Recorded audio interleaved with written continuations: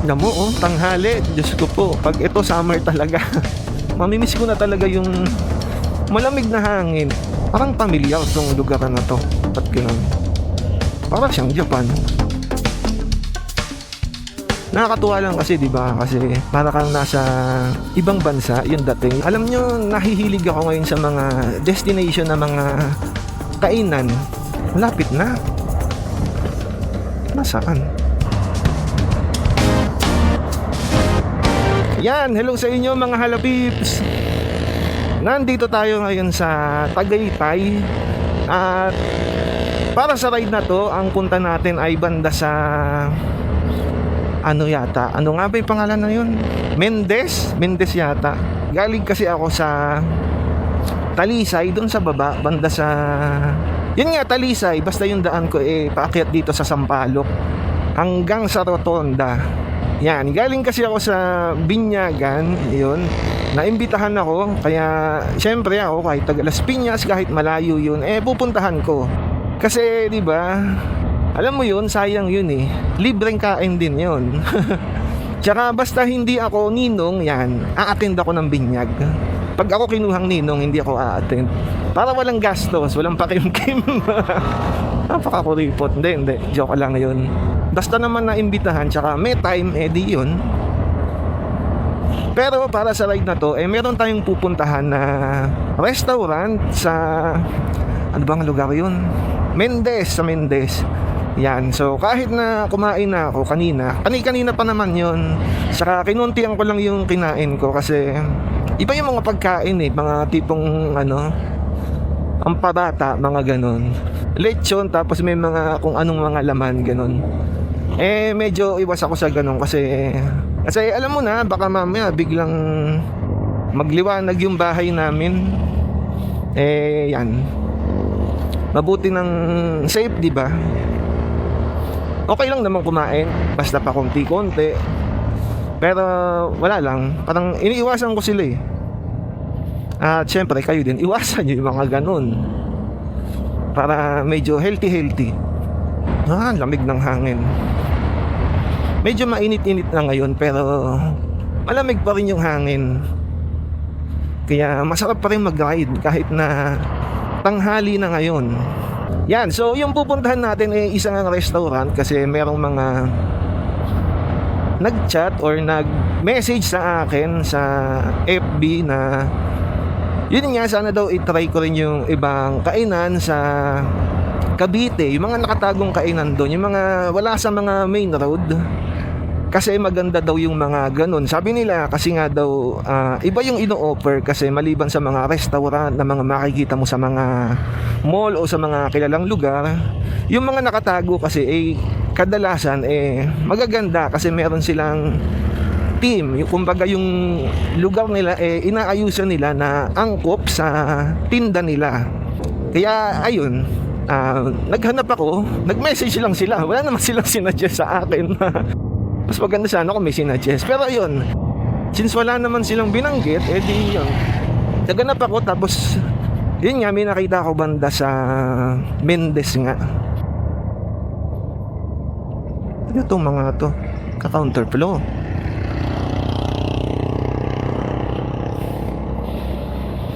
Parang ang gulo banda dito sa mahogany. Pero mabalik tayo sa usapan ng mga restaurant na mga nakatago. Tama nga, napansin ko nga rin naman na ganun nga, na magaganda yung mga nakikita kong restaurant na wala sa mga prime locations. Yung mga tipong nasa medyo liblib, hindi naman siya talagang liblib ha. Medyo layo-layo yung bahay, tapos magkakalayo yung mga community. Yun, napansin ko ang gaganda ng mga restaurant nila kasi nga yung team nga sinusunod nila, kumbaga parang isang maliit na community or isang garden na napakaganda. Ganun yung mga nakikita ko sa mga tagong restaurant. Kaya ako na-appreciate ko sila. Kaya para sa akin sulit na dayuhin sila kahit na minsan or kahit na isang beses para lang ma-experience din yon. Nakakatuwa lang kasi, di ba? Kasi para kang nasa ibang bansa, yung dating, yung ganun. Katulad nung pinuntahan ko noon na yung Surugin Ramen. Ayun, kasi para siyang maliit na community na rural sa Japan. Kaya yun, natuwa ako dun. Kasi ang ganda ng style. Tapos hindi pa ako nakakapunta ng Japan, di ba? Kaya yun, para sa akin, feeling ko para siyang Japan. Parang na ano ko, na satisfy ako sa nakita kong scenery. Ito yung mga ganitong kalsada na ayun no, layo-layo yung mga bahay, maraming puno, parang ang lakas ng mga probinsya, di ba? Ang ganda ng ganitong klaseng daanan. Ay, po, pasasabi ko lang. Kaya kung kayo gusto niyo rin ng mga ganong klaseng experience or ganito na yun nga, kung saan nagpupunta. Hindi naman tipong lagalag. Mahilig lang pumasyal, mahilig na mag-try or i-experience yung mga iba-ibang lugar. Ayos, malakas yung hangin, tapos malamig-lamig, kaya hindi ganun kainit. Pag natapos yung February, mamimiss ko talaga yung malamig na hangin kasi magiging mainit na nga. Mahirap kasi kapag ka-summer eh. Alam mo yon, yung kahit lumabas ka, tumayo ka lang sa labas ng bahay, mararamdaman mo na walang hangin na humahaplo sa balat mo kasi hindi umiihip yung hangin. Mas nadadanasan ko yan sa Bulacan pag nasa Pandi ako. Halos hindi umiihip yung hangin. Kailangan tumakbo ka o kaya magmotor ka para maramdaman mo yung hangin. Okay, kaliwa daw tayo dito sa Tagaytay Bypass Road. Yun lang, medyo may mga lubak-lubak kasi dito eh. Sana maayos dito. Maganda yung daan eh. Maganda rin yung paligid. Kaso lang, yun nga, may mga lubak-lubak. Hindi naman ganun kalubak ha, katulad sa Quezon. Medyo lang. Ang daming pinya oh. Yan. Alam nyo, nahihilig ako ngayon sa mga destination na mga kainan. Hindi ko alam kung bakit, pero siguro kasi hindi ako masyadong makapag-ride ng malayo dahil nga sa ulit-ulit, dami ng ginagawa. Hindi ako makapag-ride sa malayo. Kaya eto, parang sa ngayon mas na-enjoy ko yung pumunta nga sa mga hidden na mga restaurant. Hindi naman sila talaga hidden eh. Nakatago, oo. Marami namang nakakaalam sa mga restaurant na yon. Siguro sakto na rin to para pahinga sa mga malalayong ride. Pero hindi naman ganun kalayo yung mga napuntahan ko ngayon eh. Parang Laguna, Quezon, ganun.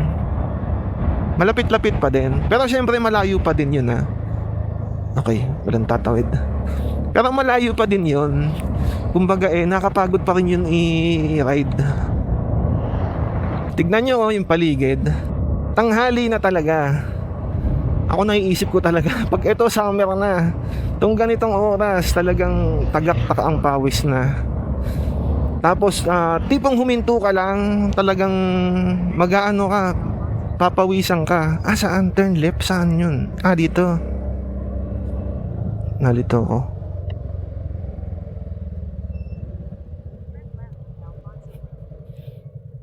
Limutan ko na yung sinasabi ko. Yun nga, pag tanghali, pag huminto ka, naku po, talaga namang parang nakakahilo. Naranasan ko yun last year eh. Papunta lang ako ng Cavite, tapos nagkaroon lang ng konting hinto dahil sa traffic light. Para akong may hilo. Nagpahinga ako noon, huminto ako sa gilid. Parang di ko alam ba't sobrang init. Parang familiar tong lugar na to. Ba't ganun? Kaya ayun, habang hindi pa ganun kainit o hindi pa kaputukan ng init ng summer, ayan, ride lang ng ride. Para pagdating ng summer, kahit hindi ako makapag-ride, meron pa rin akong mga alaala or at least hindi ko pa rin ganun na hahanapin or hindi ako ganun mangangati na mag-ride. Siguro yung mga malalapit, yan, pwede kong i-ride, kaso lang hindi ko kaya magtanghali.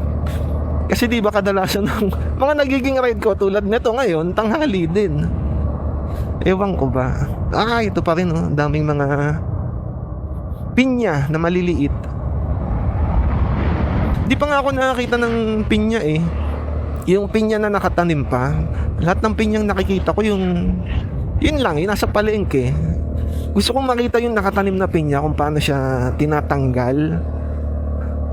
Hindi ko alam kung nasaang parte ng halaman ng pinya yung pinakabunga ng pinya na kinakain natin.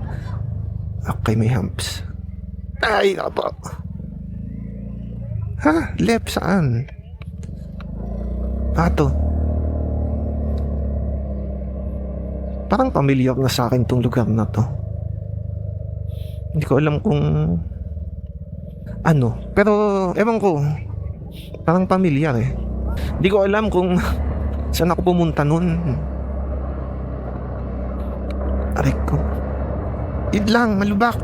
Ay. Malapit na. Nasaan? Ito, ramen. Dito. Saan? Ito siguro yung kaliwa. Ego. Ang liit ng daan. Parang nakaano to ha. Yung ang liit ng pwesto. Ang liit ng daan. Parang hindi to pwede sa mga claustrophobic. Sa akin okay lang. Basta walang tubig. Hirap. Bato-bato.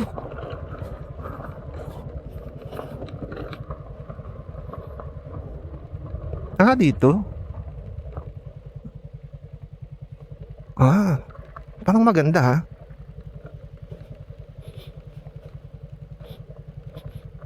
Yan, hello.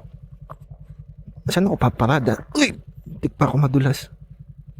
Ang hirap. Parang pahagdan na to.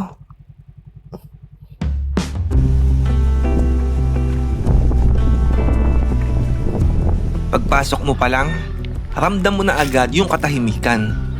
Malawak ang paligid at maraming halaman.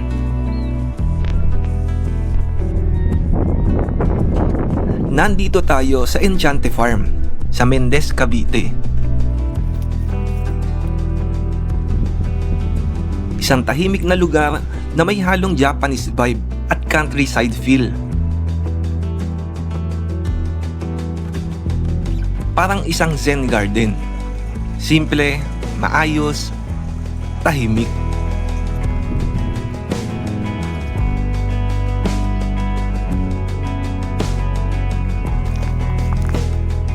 Akala ko noong una, bahay lang ang mga ito. Pero nalaman ko na accommodation pala sila para sa mga gustong mag-staycation dito.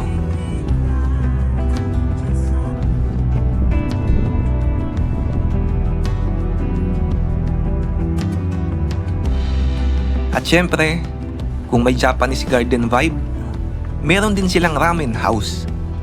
Dito po yung restaurant. Dito po, dito po sa harap.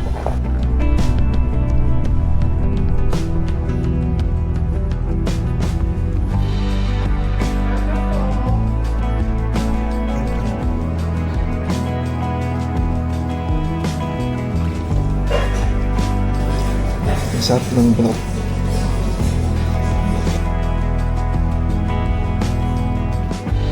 Habang kumakain, napansin ko na hindi lang ramen ang dinadayo dito, pati yung ambience mismo ng lugar. Kahoy na interior, tahimik na paligid, nakakadagdag sa experience.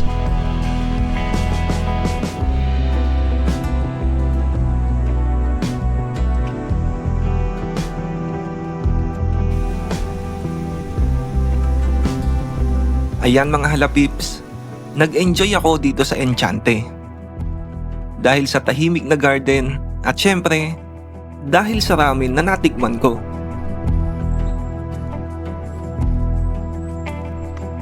Maraming salamat mga halapips, pa-like and subscribe na lang at pwede kayong mag-iwan ng comment. At hanggang sa susunod na ride, bye-bye!